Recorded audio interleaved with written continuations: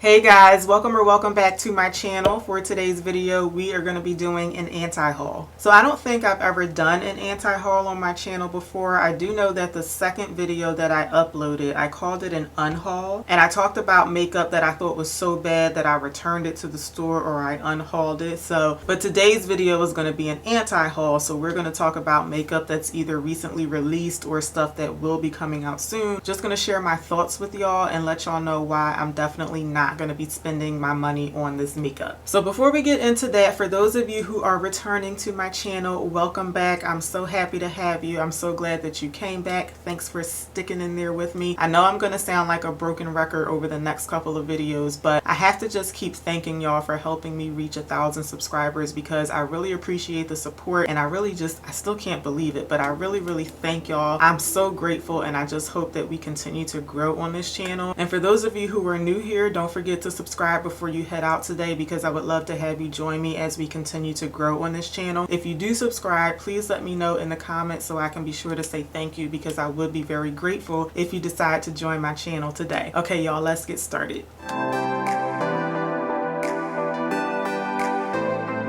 So like I said in my last one or two videos, I am playing around with the background, so that's why it keeps changing. I know I look kind of monochromatic today. That just kind of happened. I wasn't thinking about the color of the shirt that I was putting on today. But anyway, let me know what y'all think about my background. So let's get into my list. This first product really has me baffled. I just do not understand the concept behind this. And with me just saying that, you guys probably already know what I'm talking about. So the first product on my anti-haul list is the Becca No Pigment Virtual Foundation. So this is going to be a part of their Zero collection. So this is supposed to give you like a cooling sensation on contact. It's supposed to help with controlling oil, and it's supposed to give you a transparent matte finish. So to me, that sounds like a primer, and it sounds like, and it looks kind of like, aside from the packaging, it looks like the Smashbox Photo Finish primer. That's what I'm seeing out of this. Like, doesn't that sound like a primer to you? Like, this sounds more like something that you should be putting on underneath your foundation to give you like a poreless look, a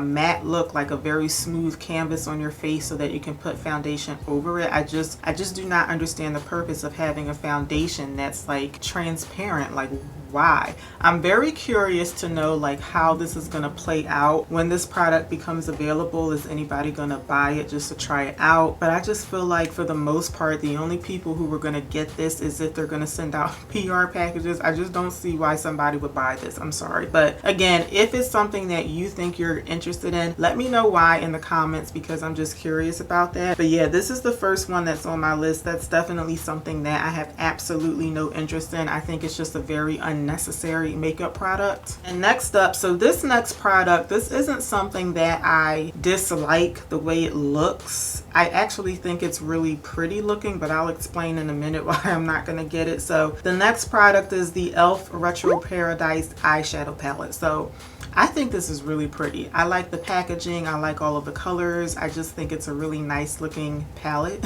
The reason why I'm not going to buy it is I just don't think that I would use more than like 2 or 3 shades in this palette. I think they have like a couple of colorful options in here and they look really pretty. I just don't think that I would ever use them. Like, maybe I'm just kind of like intimidated by the palette or something. I just think if I buy this, I would just let it go to waste. I think I would just choose like the basic colors, the ones that I know will work on my skin tone. I don't think I would like challenge myself to kind of like go outside the box and go outside of my comfort zone with this one. I can see myself maybe using like 3 of these shades and then never touching the other one. So I like it. I think it's really pretty, and I think that if I were to buy it, it would just be to be able to say that I have it in my collection, because I think this is a really popular palette. I don't know if it's like gotten to sold out status anywhere, but I can actually see this palette getting to that status because it is already very popular. It's very pretty. It's nice and summery. I think you can even take this and transition it into fall without using like those colorful options in there. But I just think I would just let the palette go to waste. So I don't think I should buy it.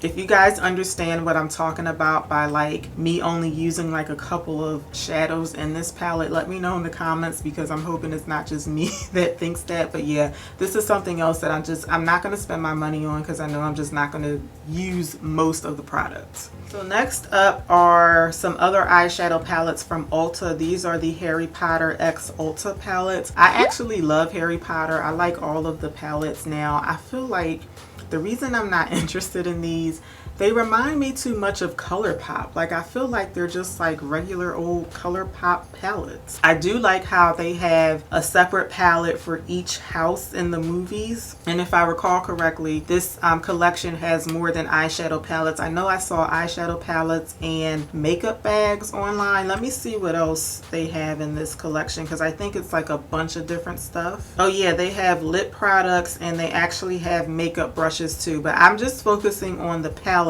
because when I saw them online, I actually thought that they were ColourPop palettes. To me, that's like exactly what they look like. Now, I will say out of all of them though, I think I like the Gryffindor one the best. That's like the pink tone palette. And then they also have the Ravenclaw palette. See, this Ravenclaw palette, I feel like ColourPop has a palette that looks just like this.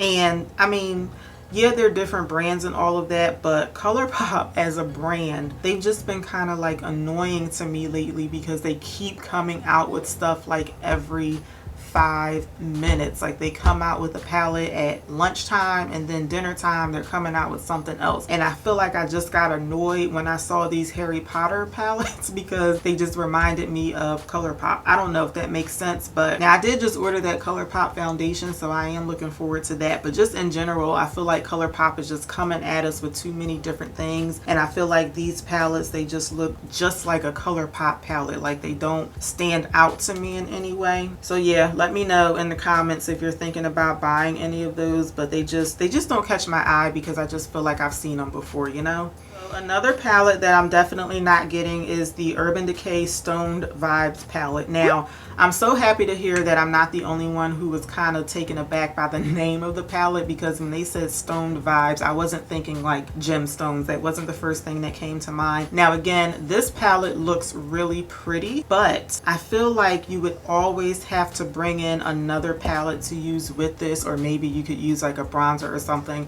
I just don't think it's very balanced. I think that they need more matte shades. I really like those, I guess they're like glittery, or maybe, I think they're maybe pressed glitters, I'm not sure, but it just needs to be more balanced. I feel like they need some more mattes, maybe some like different formulas of their glittery or shimmery shades. So if you're familiar with the Tammy X Makeup Revolution palette, that palette is very versatile in terms of formulas, because it has mattes, it has shimmers, it has pressed glitters. I feel like this palette is just, you can't do too much with it because there's just not enough matte shades in the palette. And I'm guessing the cost of this is going to be in line with all of the other Urban Decay palettes, which would be like maybe high 40s, like mid 50s. And I just think for me, that's just too much to pay for a palette where I really don't think that I'm going to be able to do a whole lot with. So this is the next one on my list that I'm definitely not getting. And then let's move on to a bronzer.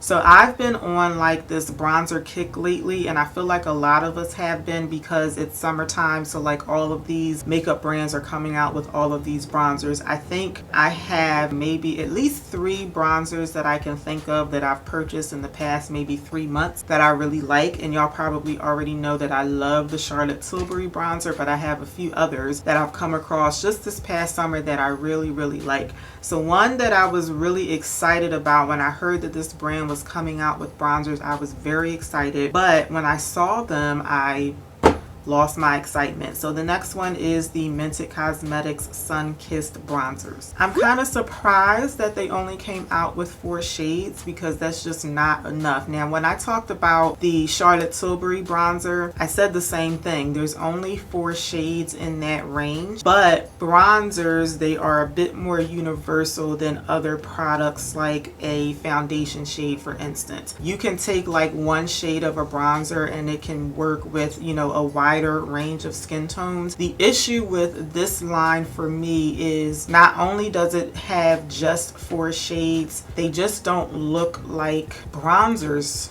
to me, you know, like they look, especially like that deeper shade, it looks very cool toned. It looks like it has like a purplish undertone to it. One of the shades does look like it has, you know, a good amount of red in it, but I just feel like in general they just don't look very warm to me. They just don't look all that sun-kissed to me. Now I know that looking at something online is going to be different from actually seeing it in person, and even that can be different from actually applying it to your face. But I'm also basing some of this on some of the videos that I've seen, because some people have already done videos on this, have done reviews on this rather. They just don't look appealing to me, you know. This is one that I really wanted to try because I want to try other products from Mented. I think as a brand they're doing a good job at coming out with lots of different products that people can use, but these bronzers, I just don't, they just don't look appealing to me at all. So yeah, that's another one that I'm going to be passing on. So next up, I want to talk about a couple of products from L'Oreal. They have a new line called the Gold Mirage collection, and this collection has shimmering eyeshadow singles, and they also have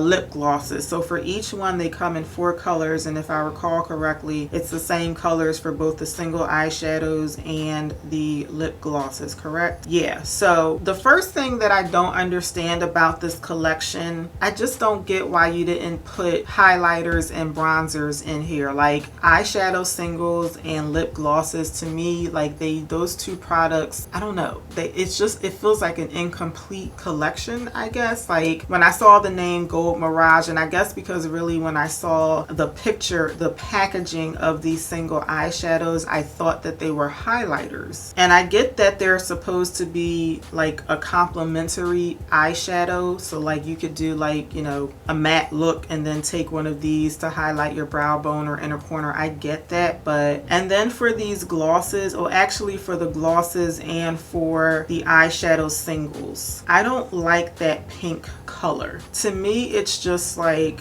out of place, you know. Like the other 3 are more of like a bronzy shade. They're more, I guess, what you think of when you think of bronzers. At least that's what I'm looking at, and to me the pink one is just out of place. Now maybe they did that thinking that they wanted to add like a pop of something different in the rest of the line. I get that, but to me, I just don't like this pink shade, especially for the lip gloss. The other 3 shades in the lip glosses, to me they look like they would look nice on the lips, but this pink one, it just looks like it's going to be too pigmented for a lip gloss. But generally speaking, I feel like this Gold Mirage collection, it just comes off kind of like boring to me. But yeah, I really thought that those single eyeshadows, I thought that they were highlighters, which is why I clicked on it to, you know, possibly put one in my cart. But no, that's another one that I'm going to be passing up on. Then next we have the MAC X Teyonna Taylor collection. I'm actually a little torn about this one, but I'm leaning toward no, because I feel like if I were to get anything from this collection, I would be getting it just for the packaging and not necessarily for the makeup. I think the reason I'm not interested in this is because it's MAC Cosmetics. Like I do have one MAC product that I can think of, one of the paint pots. That's something that I use pretty much every single time I do my makeup. I use that for my eyeshadow primer, but I feel like outside of that, like I never check for MAC for anything. Like if I'm going to like different websites, whether it be Ulta or Sephora or just a brand website to look at, you know, what could be coming out soon, new makeup that's going to be coming out, I never think about MAC. Like MAC is kind of like an afterthought for me. So in a way, I think it is good that this collection is with MAC, because, you know, maybe that'll bring some attention back to the brand, but at the same time, it's not catching my attention because it's with MAC Cosmetics. I just think it's going to be like the same old MAC makeup, just in like really bright, pretty packaging. So again, I think if I were to buy anything from this collection, I would be buying it just to say that I have it, just to say that it's something that I want to have in my collection, which I've done that before, but I don't know, like I'm just not interested in it because it's with MAC Cosmetics. Let me know if y'all agree with that in the comments. Alright, so my last product, well, there's two actually in here. The Sephora collection pumpkin infused brushes and sponges. These things just look annoying. I'm sorry. I love fall. I think because I was born in fall, my birthday's in October. I think that's why I love that time of year. I love it when there's like a little crisp in the air. I love like pulling out my fall jacket and my light scarves and all of that. I love it when the seasons start to change. It's pumpkin spice everything around me.